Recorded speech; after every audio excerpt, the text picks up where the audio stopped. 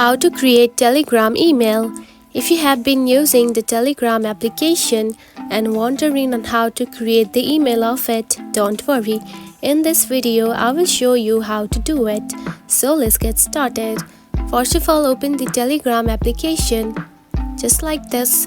After that, you will find something like this on your home screen. Now to create the email, tap on to settings at the bottom right here. Tap on it.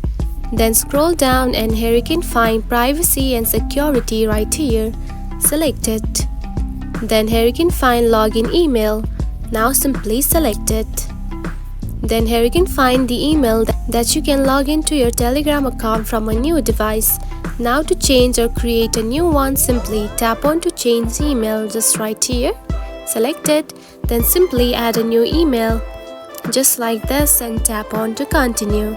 And by doing that, your email will be created. And that's it. This is how you can create Telegram email.